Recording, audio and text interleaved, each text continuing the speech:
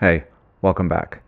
Today, I'm going to talk about my sober story, and that is going to involve my history with alcohol. It's going to involve my family's history with alcohol. It's going to be why I stopped drinking, and then how I stopped drinking, which is going to lead into the alcoholic personality method, how I came up with that.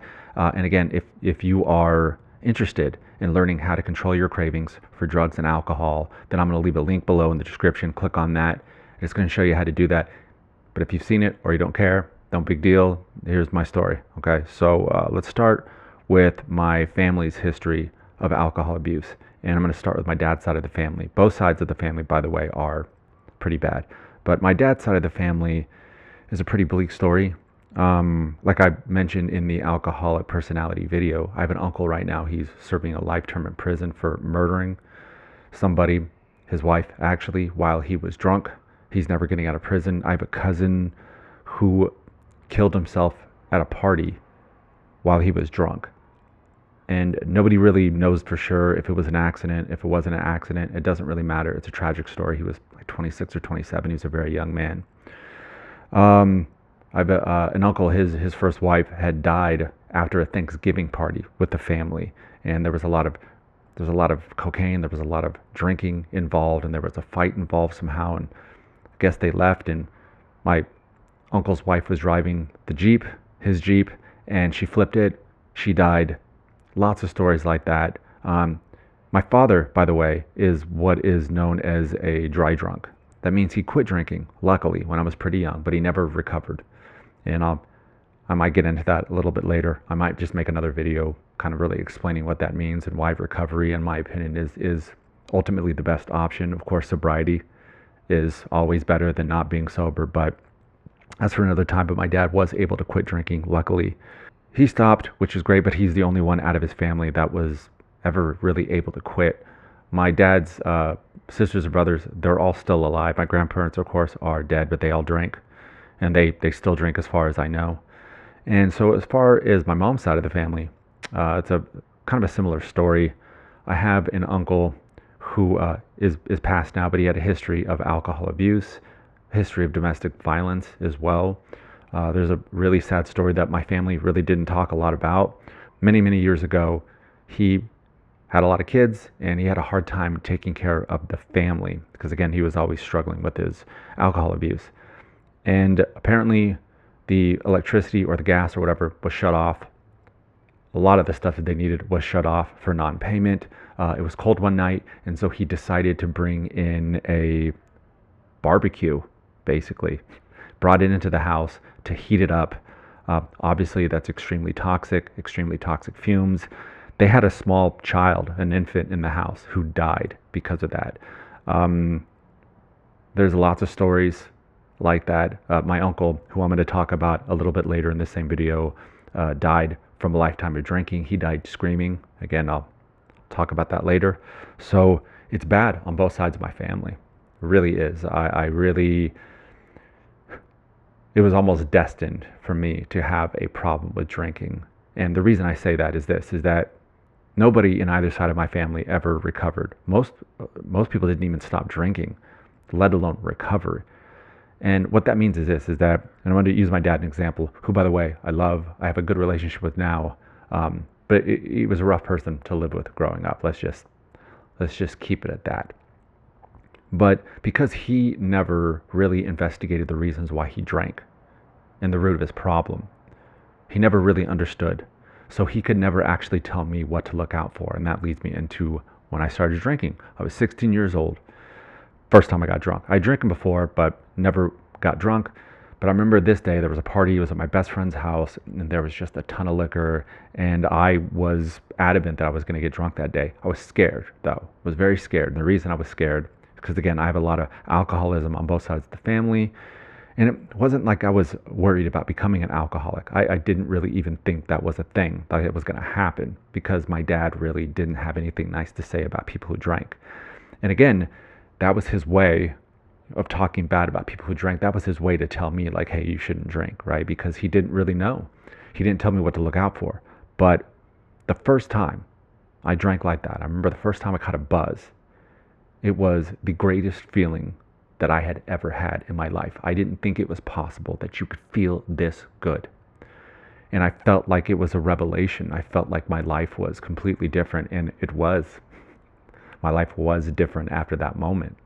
And of course, I look back and even had my dad told me about what to look out for, I probably wouldn't have listened because all my friends drank. I most likely would have ended up with alcohol abuse disorder or whatever you want to call it.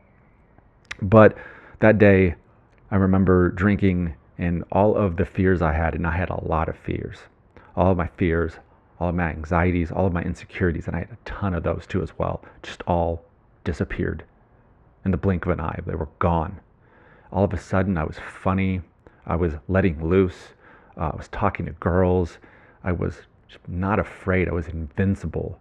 And I just remember thinking to myself, man, I didn't think I could feel this good. I remember looking at myself in the mirror later that day and just being like, man, I like this guy. I like how this feels. Of course, getting back to not knowing what to look out for is that once I started getting a buzz, catching a buzz, I couldn't stop. I didn't want to stop, right? One drink was great. 2 drinks were better. 3 drinks were better.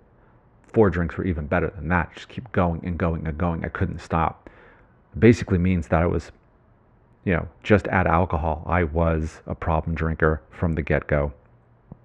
No doubt about it, right?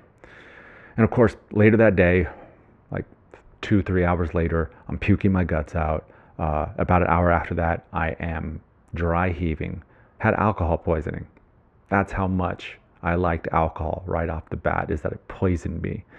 So I didn't drink for about a year after that. And then, I got back on the horse because, I'm not a quitter. And throughout my high school years, drinking wasn't necessarily a problem. But whenever I could drink, I would. It was just harder for me to get it because, parents were averse to me drinking. And again, I would just, whenever I could get it, I would do it. There you go.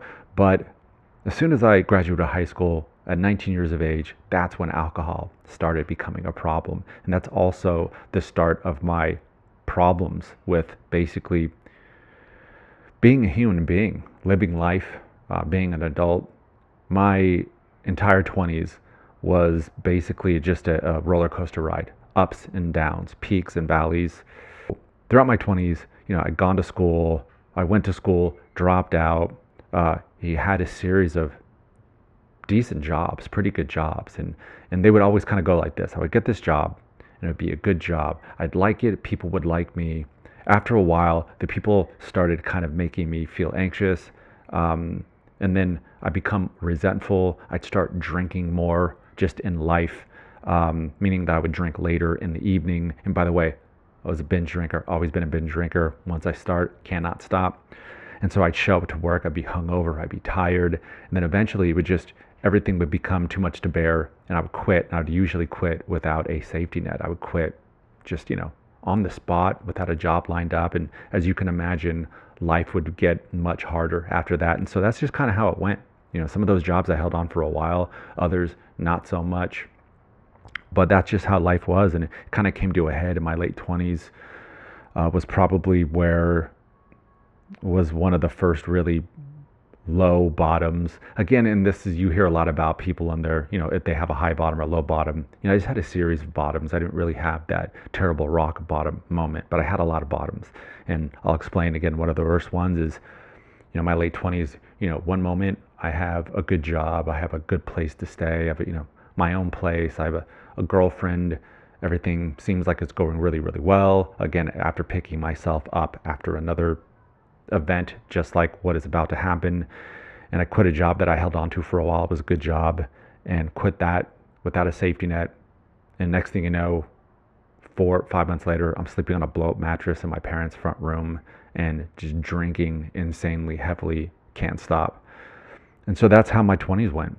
And enter into my 30s, I was still drinking pretty heavily, but things kind of started picking up. I felt that at that point in my early 30s, I rounded a corner. I went back to school, was finishing up a school, was starting off a career in film. Everything seemed to be going pretty well, all the while drinking. And again, wasn't drinking as much as I was in my 20s. In my 20s, I probably drank 4 to 5 times a week, and that's serious binge drinking in a week. In my 30s, it was more like 2 to 3 times a week, but still binge drinking. And then all of a sudden, things were going pretty well, and I got sick. I was diagnosed with an autoimmune disease, and maybe one of these days I'll talk a little bit about that, having a disease like that and being an alcoholic, having alcohol abuse disorder. And things just kind of shifted. Didn't really get sick right off the bat, but I remember after I was diagnosed, I drank uncontrollably for about 3 months. Then I got myself together when I decided, hey, if it turns out where I become so disabled that somebody has to take care of me, right? I'm like in a bed the rest of my life. Then before that happens, I'm just going to kill myself. And that was a solution. I was like, perfect. That's a great idea. I'll do that. And then I just moved on with my life. I kept going, right? Kept working, kept trying to finish school. But eventually I did get sick, and everything came crashing down. I couldn't work, couldn't really do anything. And I found myself again living with my parents again, and thank God for them. Whom again, by the way, they have their issues, but I love them dearly, and I know that they love me. I ended up again, being pretty sick. Wasn't disabled, but I also, suffered from temporary blindness. At one point I had, my eyes were crossed for like 2 months at one point in time. There's a lot of vision issues and a lot of fatigue, a lot of stuff like that. And so I find myself again at square one at the bottom. And it got to the point where I was like, okay, the only thing I had in life, I was still drinking because that was the only thing that I really liked to do ever, was to drink. And so it was getting close to the time. I was like, all right, I think I'm going to have to kill myself. And then before that happened, my mom had a serious psychotic break, basically. Lost her mind for a while. She's good now, but it was a really stressful time for the family. And I realized that if I killed myself, that she would die, that it would just destroy my family. My family was already going through a lot, me being sick, my mom being sick as well too. So it was a really tough time, and I didn't take my life, obviously, because I'm here. And then I just kind of resigned myself to the fact that, like, okay, this is just going to be life, and went through a really long depression. But eventually I found medication that really worked for me. That was great. Very slowly over time, got better, again, went back to work. Everything was, seemingly on the up and up. Professionally, I was a little lost at the time. And sorry, I know I'm kind of meandering on here. It doesn't seem like it has anything to do with alcoholism, but I can assure you it does. And the reason is that throughout all of it I drank. Because here's the thing, especially my 20s and definitely my 30s, is that throughout my entire life, when I started drinking, the only thing that brought me joy in life was to drink. Everything else was a grind. Life was a grind. Going to visit family was painful, was a lot of anxiety. Didn't like doing it, didn't like being present. Didn't like being around friends who didn't drink. Didn't like going to work, obviously. I mean, it's not true. There was a lot of times I did enjoy going to work, but, there was a lot of stressors at work. And my only vacation, my only answer to any of that stuff was to drink. That's all I had. That's all I thought I had. And once I was getting up there in my 30s, I realized that my life was just kind of vacant. And I ended up, again, picking myself back up with the help of my family. And again, I was, back out there, in a good relationship. And well, when I say good relationship, as good as a relationship that I could have being a problem drinker. And so life just kind of went on, and it was just kind of like that. I worked. I was kind of working kind of dead-endish stuff, to be honest with you, because again, like, the trajectory my life was going in, I couldn't really go back to film. Couldn't really do that. I didn't feel like I could physically, emotionally, and mentally handle that kind of lifestyle. And so I really kind of wasn't really doing anything. And then, enter into my 40s. And again, I was getting by. I wouldn't say life was fine. I was severely depressed, severe anxiety, but I was getting by. And because of my relationship with this particular woman who didn't drink, it kept me kind of in check, right? I still drank, but I didn't drink as much. I resented her, by the way, because she would complain when I did drink. But went like that. It went fine. It was, life was life. And then, not too long ago, I had a very difficult year. And that difficult year was full of a lot of death. I mentioned before that my uncle had died from a lifetime of alcohol abuse, and it started with him. He died. And he was in his 60s, And I get the call, he's not doing so well. Didn't know he was dying, really. But get the word he's not doing so well. A couple days later, get the word he's in hospice care. And so he calls me personally, sounds awful, says that he wants to see me because he's about to die. So I go and see him. And as I drove up to my grandmother's house, that's where he was, and I was walking up the driveway. The window was open to where he was, to room he was in, and I could hear him outside screaming in pain. And I talked to my mom, who was there taking care of him, saying that this is how he's been for the last 2 or 3 days. He's dying, and all of his organs pretty much have shut down. Well, his kidneys and his liver were not working. It was just poison coursing through his veins, and he was in an excruciating amount of pain, even with the ton of morphine that they were pumping full of. It was awful. And I remember I got to say my goodbyes to him and looking down at him in his bed, shirtless and screaming in agony. And I remember thinking to myself, man, this is going to be you. This is how you're going to die. And about 2 or 3 hours later, he was dead. He was gone. And that passed. Not too long after that, I had a teacher from high school who I looked at as a mentor. She was the first teacher to ever take me under her wing, to ever see anything in me, to see talent in me, and then to nurture that talent. She was a drama teacher, but I absolutely loved her. And she died. At the time when I learned she died, it was shocking, and I didn't really realize it at the time that I was going to carry a lot of guilt about that. And the guilt was this, is that I never kept in contact with her, even though she reached out to me plenty of times after I'd left. Plenty of times. Try to keep tabs on me, and I always flake on her. Sometimes I would call her back, but we wouldn't talk for too long, and we'd run into each other every once in a while because I didn't live in the same town anymore. But the reason I didn't ever reach out to her is because I was ashamed of the way that I was living. I was ashamed that I didn't live up to the potential that she had seen in me. And I felt ashamed for that because a lot of the students that she had taken under her wing, that she'd mentored, did really well in life. I felt they did much better than I did, and I felt like a failure. And so I always had this kind of weird vision that I would get my shit together, live up to my potential all of a sudden, and then once that happens, I could reach out to her, and then we could live happily ever after. We could have that relationship I always wanted, but that obviously never happened, and she died, and I didn't have that. I couldn't do that anymore. I wasted that time.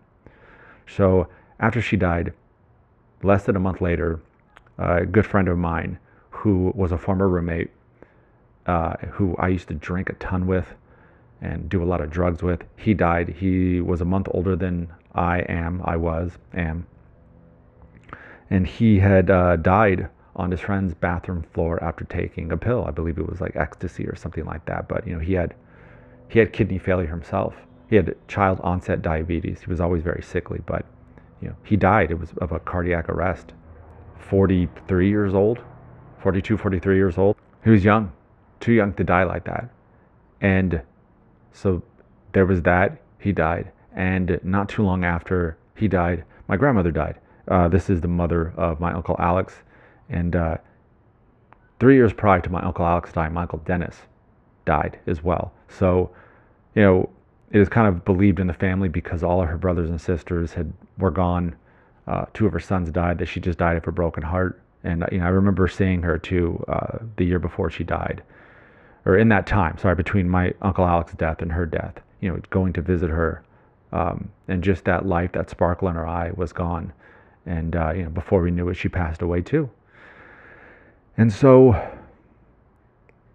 for the next year, I drank on and off uncontrollably. And it was, one of the roughest years of my life. And here's the thing, right? And I didn't mention this earlier because there's just, there's too much to my story to really just all in one go, just lay it out there. But, there were other times in my life where I had tried to quit drinking. In my early 30s, I really tried to quit drinking. And that's around that time I realized I couldn't stop. I didn't have any control over it. So I just kind of would try every once in a while when I had a wild hair up my ass. I would try it out, and I would maybe go a month here, a month there, 2, 3 months one time, but I would always come back to drinking.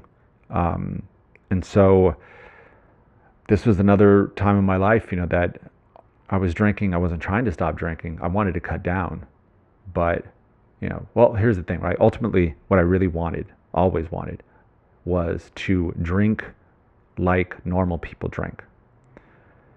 Never mind the fact that I had never drank like normal people drink, which means have a drink, have a couple of drinks maybe, and just be done and just be happy with that and just go home and go to bed. I could never do that, right? But that's what I wanted to do. And that was like, I was holding out that hope.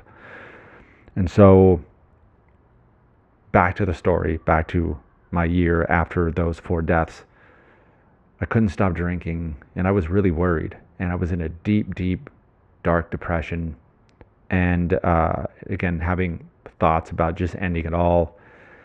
And throughout that year, I tried to get sober by using lots of mushrooms, doing heroic doses of mushrooms. And I'll make another video, actually. I don't know if you guys would be interested in hearing that, about the times that I tried to cure my alcohol abuse disorder, alcoholism, with mushrooms, psilocybin. But that's a whole story unto itself. It was pretty trippy. And while it would help temporarily with my drinking, it wasn't the cure that I was looking for, because I was looking for the cure. I was looking for a cure. And of course, that cure meant, hey, I could still drink, but I could stop when I want to. That was what I thought the cure was for me. But throughout the year, that didn't work. And there came a day, but on the morning of April 27th, I was sitting by the ocean. I wasn't at the ocean. I was in my car parked on Pacific Coast Highway.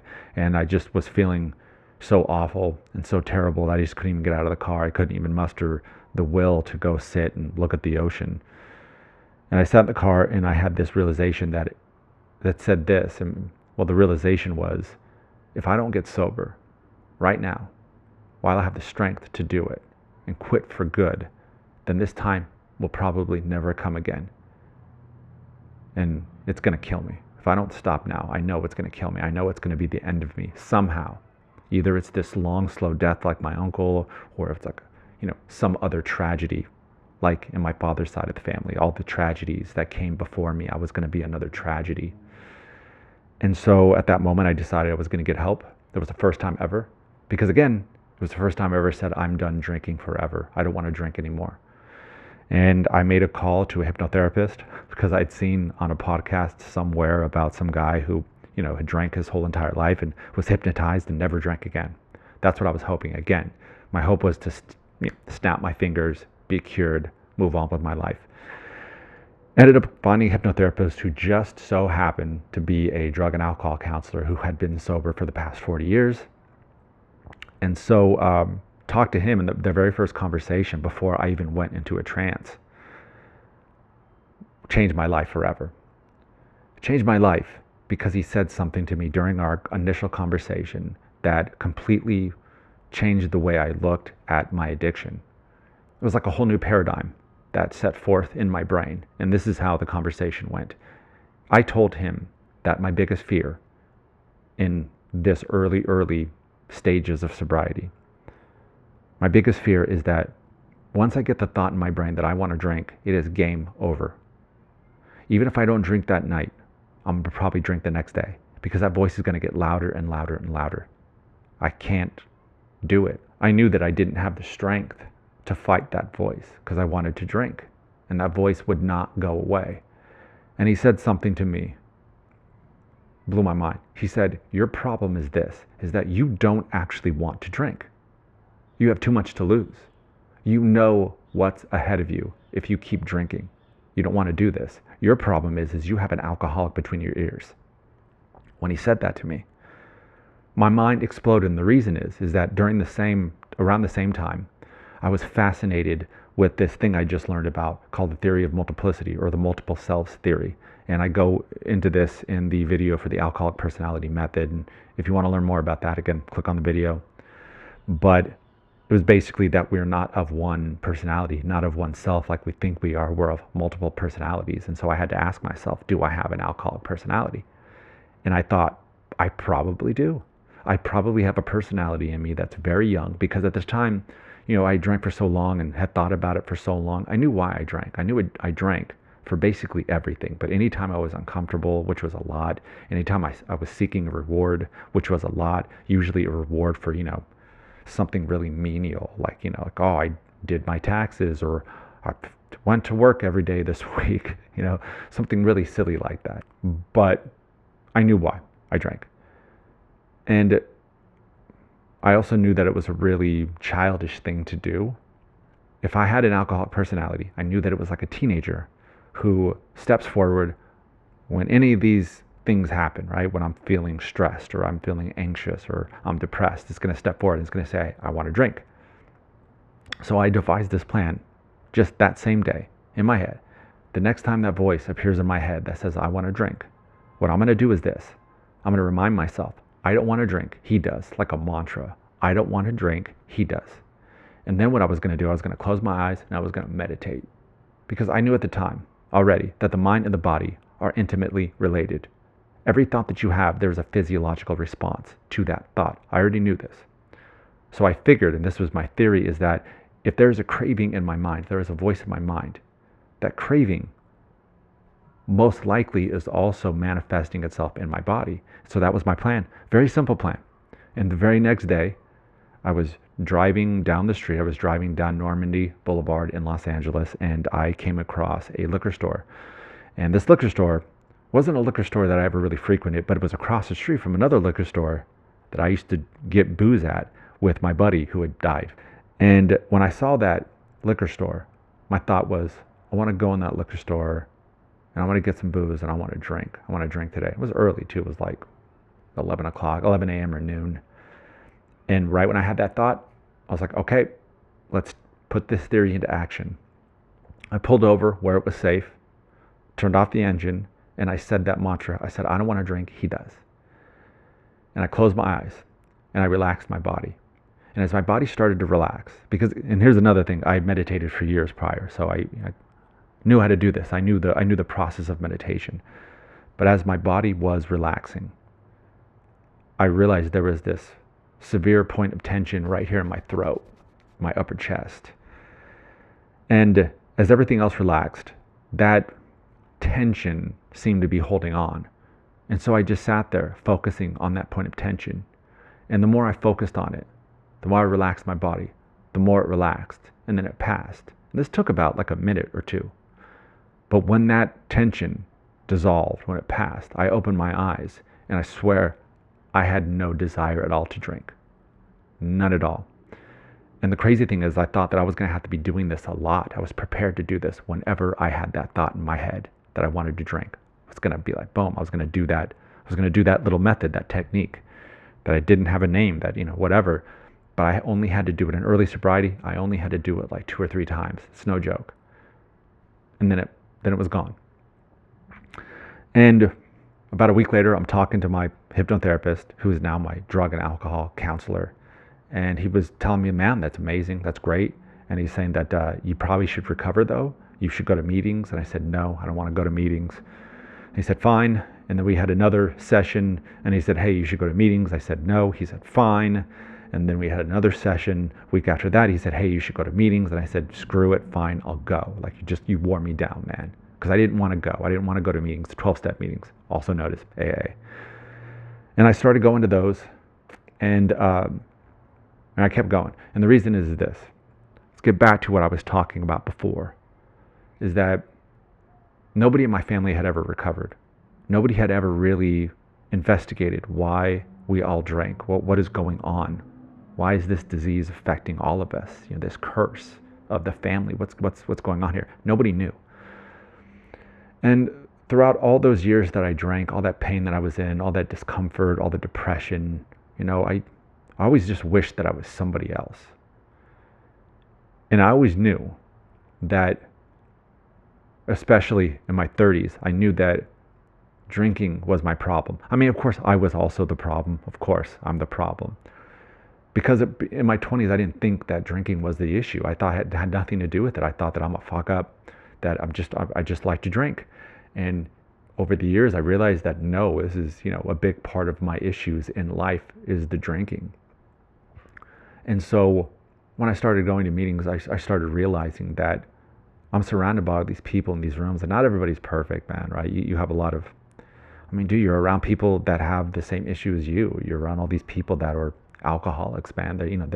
The problems, they've hurt people. I've hurt people. The list goes on and on. Just because they're in recovery at this point doesn't mean that they're perfect. So yeah, it's not a, it's not a perfect program at all. But for me, I realize is that this could be the place where I could uncover all of this, and not only find out the reason I drank, because like I said, I knew why I drank, but I didn't really, really know why. I never really got into the core of that issue, and I'm still digging. I'm still doing the work. But that is why I tell a lot of people that, if you had a lifetime of addiction, you should give yourself the opportunity to recover. And it doesn't have to be a 12-step program, because for a lot of people it doesn't work. And I'll make another video, by the way, too, about, if you are looking at something like the 12-step programs, and you're maybe put off by all the stories you heard, you're put off maybe about the God word, for example. I don't ascribe to a religion. I go to secular meetings, which is basically, it's called We Agnostic. It's meetings that don't involve God talk at all. We don't say any prayers, and that works for me. So there's a lot of ways that you could recover without having to go the traditional route. And I'll make a video on that one of these days, but I do recommend that. However, ultimately, sober is the ultimate goal, right? So if you're trying to quit drinking, you're trying to quit using, then, and you don't want to recover, hey, fine, but just stop. Just stop, But for me personally, I recovered because I didn't, I saw in my father the pain that he was always in. He had drank for all those years, and he quit when I was really young. My sisters, one of my sisters wasn't even born yet, but my older sister, she was young too as well. And, I just saw that once he quit drinking, yeah, our lives got much better, but he didn't. He was a very difficult person to be around all the time. He was very angry all the time. And I realize now, because he, the one thing that really brought him joy was alcohol, and he didn't have that anymore, so he really just kind of held on to his anger and his resentments. And I realized that for me, I didn't want to live that life. I didn't want to have to go through life in that way. And so I wanted to give myself the opportunity to find out more about myself. And, this whole past year of sobriety, man, has been maybe the best year of my life. And I'm not joking about that. Yeah, I don't drink. And for a lot of people, they say, oh, what am I going to do without alcohol? Well, live your life, man. How about being present in your life? Being present with your friends and your family and your kids, or whatever. Really kind of holding on to those moments in life that you would have just kind of brushed off because you couldn't wait to get your drink in, couldn't wait till the evening started and you could booze it up into oblivion. I know that because that was my entire life. I am so happy that I chose recovery, and I'm so happy that I chose to stop drinking. It really has transformed my entire life. And if you're out there and you're trying to stop drinking and trying to stop using, and you're looking for ways, man, there's, the best way for you is what works. Again, try the alcoholic personality method. It's for free. It's another video. It tells you how to stop the cravings for drugs and alcohol. It takes a little learning, sure, but it's quick, it's easy. Go to meetings. If meetings are not for you, go to Recovery Dharma, which is like another way to look at sobriety. There's all these different ways, but find a community. I would recommend that, because for me, drinking for all those years, those last 7 years, man, were tough. I didn't even realize how lonely I had become. And I didn't trust the world. I didn't trust the universe. I didn't trust myself. I didn't trust anybody at all. I didn't want to be around people. And by going through recovery, going through the 12 steps, as I'm still going through the 12 steps, I found a community. I realized again what I was missing. I'm around people all the time that are trying to better their lives. And because of that, my life is just getting better. My life's not perfect. Trust me, it's not perfect. And my life has purpose again. And I don't ever want to look back. But I know that if I take my eye off the ball, which is if I, ever go back to that time where I just stop thinking about the fact that I'm addicted to alcohol. If I don't keep my eye off that, then I know it's very easy for me to go back and all of this would go away. I tried everything else. I really did. I tried to stop drinking. I tried all these different ways, and this was the best path. This was the easiest path, and this is my path. So, I think I got like 3 videos now, including this one. And so this is kind of, encapsulates so far where I'm at. So I think the next video I'm going to record is going to be about all the times I tried to use mushrooms, a large amount of mushrooms, to get sober. And I don't know, let me know again if that's something you want to look at. But anyways, so yeah, I babbled on. This is a really long video, again, as they all are apparently. And yeah, that's my story. And I'll see you next time. If you like this video, I'm supposed to say this, then like, subscribe, all that business. And, see you soon. All right.